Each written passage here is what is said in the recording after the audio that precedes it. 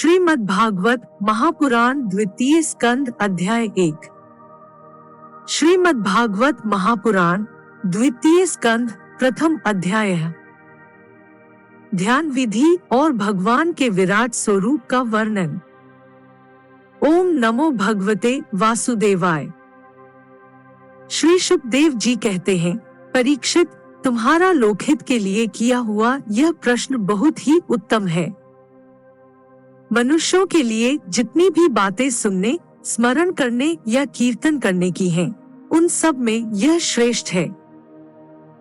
आत्मज्ञानी महापुरुष ऐसे प्रश्न का बड़ा आदर करते हैं। राजेंद्र, जो गृहस्थ घर के कामधंधों में उलझे हुए हैं, अपने स्वरूप को नहीं जानते, उनके लिए हजारों बातें कहने, सुनने एवं सोचने करने की रहती हैं। उनकी सारी उम्र यूं ही बीत जाती है। उनकी रात नींद या स्त्री प्रसंग से कटती है और दिन धन की हाय हाय या कुटुंबियों के भरण पोषण में समाप्त हो जाता है। संसार में जिन्हें अपना अत्यंत घनिष्ठ संबंधी कहा जाता है, वे शरीर, पुत्र, स्त्री आदि कुछ नहीं हैं, असत हैं, परंतु जीव उनके मोह में ऐसा पागल सा हो जाता है कि रात दिन उनको मृत्यु का ग्रास होते देखकर भी चेतता नहीं। इसलिए परीक्षित, जो अभय पद को प्राप्त करना चाहता है, उसे तो सर्वात्मा सर्वशक्तिमान भगवान श्री कृष्ण की ही लीलाओं का श्रवण, कीर्तन और स्मरण करना चाहिए। मनुष्य जन्म का यही इतना ही लाभ है कि चाहे जैसे हो, ज्ञान से, भक्ति से अथवा अपने धर्म की निष्ठा से जीवन को ऐसा बना लिया जाए कि मृत्यु के समय भगवान की स्मृति अवश्य बनी रहे। परीक्षित, जो निर्गुण स्वरूप में स्थित हैं एवं विधि निषेध की मर्यादा को लांघ चुके हैं, वे बड़े बड़े ऋषि मुनि भी प्रायः भगवान के अनंत कल्याणमय गुणगणों के वर्णन में रमे रहते हैं। द्वापर के अंत में इस भगवद्रूप अथवा वेदतुल्य श्रीमद् भागवत नाम के महापुराण का अपने पिता श्री कृष्ण द्वैपायन से मैंने अध्ययन किया था। राजर्षि, मेरी निर्गुण स्वरूप परमात्मा में पूर्ण निष्ठा है। फिर भी भगवान श्री कृष्ण की मधुर लीलाओं ने बलात् मेरे हृदय को अपनी ओर आकर्षित कर लिया। यही कारण है कि मैंने इस पुराण का अध्ययन किया। तुम भगवान के परम भक्त हो, इसलिए तुम्हें मैं इसे सुनाऊंगा।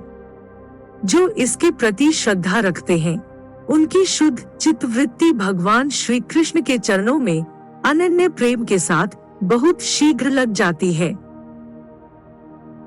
जो लोग लोक या परलोक की किसी भी वस्तु की इच्छा रखते हैं या इसके विपरीत संसार में दुख का अनुभव करके जो उससे विरक्त हो गए हैं और निर्भय मोक्ष पद को प्राप्त करना चाहते हैं, उन साधकों के लिए तथा योग संपन्न सिद्ध ज्ञानियों के लिए भी समस्त शास्त्रों का यही निर्णय है कि वे भगवान के नामों का प्रेम से संकीर्तन करें। अपने कल्याण साधन की ओर से असावधान रहने वाले पुरुष की वर्षों लंबी आयु भी अनजान में ही व्यर्थ बीत जाती है। उससे क्या लाभ? सावधानी से ज्ञान पूर्वक बिताई हुई घड़ी 2 घड़ी भी श्रेष्ठ है, क्योंकि उसके द्वारा अपने कल्याण की चेष्टा तो की जा सकती है। राजर्षि खट्वांग अपनी आयु की समाप्ति का समय जानकर 2 घड़ी में ही सब कुछ त्याग कर भगवान के अभ्यपद को प्राप्त हो गए। परीक्षित, अभी तो तुम्हारे जीवन की अवधि 7 दिन की है। इस बीच में ही तुम्हें अपने परम कल्याण के लिए जो कुछ करना चाहिए सब कर लो। मृत्यु का समय आने पर मनुष्य घबराए नहीं। उसे चाहिए कि वह वैराग्य के शस्त्र से शरीर और उससे संबंध रखने वालों के प्रति ममता को काट डाले। धैर्य के साथ घर से निकलकर पवित्र तीर्थ के जल में स्नान करे और पवित्र तथा एकांत स्थान में विधि पूर्वक आसन लगाकर बैठ जाए। तत्पश्चात परम पवित्र अउम इन 3 मात्राओं से युक्त प्रणव का मन ही मन जप करे। प्राण वायु को वश में करके मन का दमन करे और एक क्षण के लिए भी प्रणव को न भूले। बुद्धि की सहायता से मन के द्वारा इंद्रियों को उनके विषयों से हटा ले और कर्म की वासनाओं से चंचल हुए मन को विचार के द्वारा रोककर भगवान के मंगलमय रूप में लगाए। स्थिर चित्त से भगवान के श्री विग्रह में से किसी एक अंग का ध्यान करते करते विषय वासना से रहित मन को पूर्ण रूप से भगवान में ऐसा तल्लीन कर दे कि फिर और किसी विषय का चिंतन ही न हो। वही भगवान विष्णु का परम पद है, जिसे प्राप्त करके मन भगवत प्रेम रूप आनंद से भर जाता है। यदि भगवान का ध्यान करते समय मन रजोगुण से विक्षिप्त या तमोगुण से मूढ़ हो जाए तो घबराए नहीं। धैर्य के साथ योग धारणा के द्वारा उसे वश में करना चाहिए, क्योंकि धारणा उक्त दोनों गुणों के दोषों को मिटा देती है। धारणा स्थिर हो जाने पर ध्यान में जब योगी अपने परम मंगल में आश्रय भगवान को देखता है, तब उसे तुरंत ही भक्ति योग की प्राप्ति हो जाती है। परीक्षित ने पूछा, ब्राह्मण धारणा किस साधन से किस वस्तु में किस प्रकार की जाती है और उसका क्या स्वरूप माना गया है, जो शीघ्र ही मनुष्य के मन का मैल मिटा देती है। श्री शुकदेव जी कहते हैं, परीक्षित आसन, श्वास, आसक्ति और इंद्रियों पर विजय प्राप्त करके फिर बुद्धि के द्वारा मन को भगवान के स्थूल रूप में लगाना चाहिए। यह कार्य रूप संपूर्ण विश्व जो कुछ कभी था या होगा, सबका सब जिसमें दीख पड़ता है, वही भगवान का स्थूल से स्थूल और विराट शरीर है। जल, अग्नि, वायु, आकाश, अहंकार, महत्तत्व और प्रकृति, इन 7 आवरणों से घिरे हुए इस ब्रह्मांड शरीर में जो विराट पुरुष भगवान हैं, वे ही धारणा के आश्रय हैं, उन्हीं की धारणा की जाती है। तत्वज्ञ पुरुष उनका इस प्रकार वर्णन करते हैं, पाताल विराट पुरुष के तलवे हैं, उनकी एड़ियां और पंजे रसातल हैं, दोनों गुल्फ एड़ी के ऊपर की गांठें महातल हैं, उनके पैर के पिंडे तलातल हैं। विश्व मूर्ति भगवान के दोनों घुटने सुतल हैं, जांघें वितल और अतल हैं, पेंडु भूतल है और परीक्षित उनके नाभिरूप सरोवरों को ही आकाश कहते हैं। आदि पुरुष परमात्मा की छाती को स्वर्गलोक, गले को महरलोक, मुख को जनलोक और ललाट को तपोलोक कहते हैं। उस सहस्र सिर वाले भगवान का मस्तक समूह ही सत्यलोक है।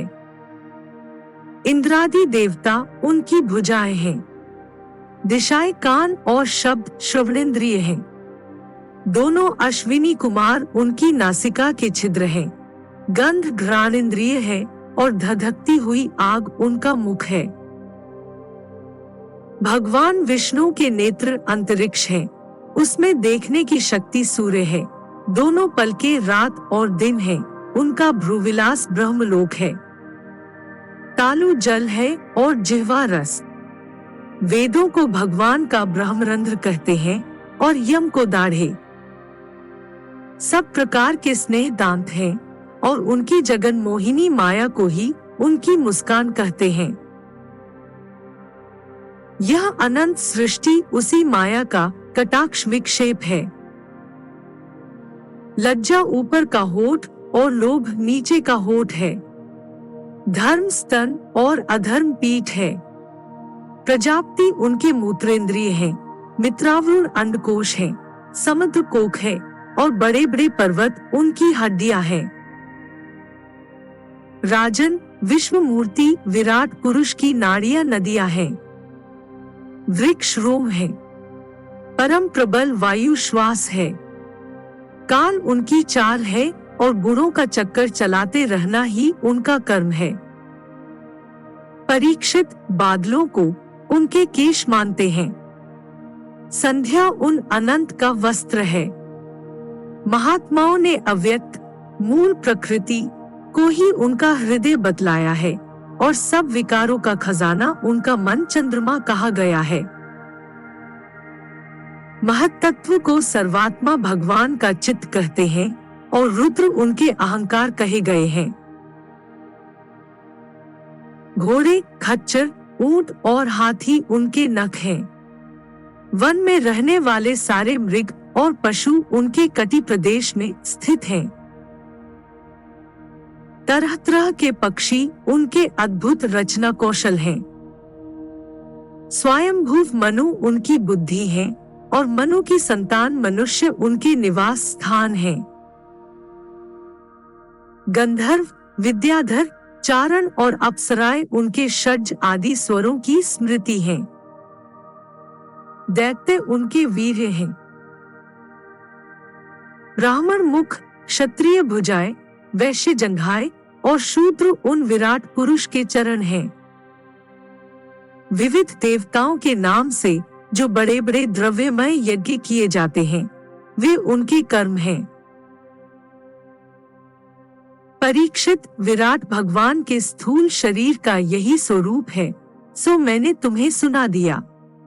इसी में मुमुक्षु पुरुष बुद्धि के द्वारा मन को स्थिर करते हैं, क्योंकि इससे भिन्न और कोई वस्तु नहीं है।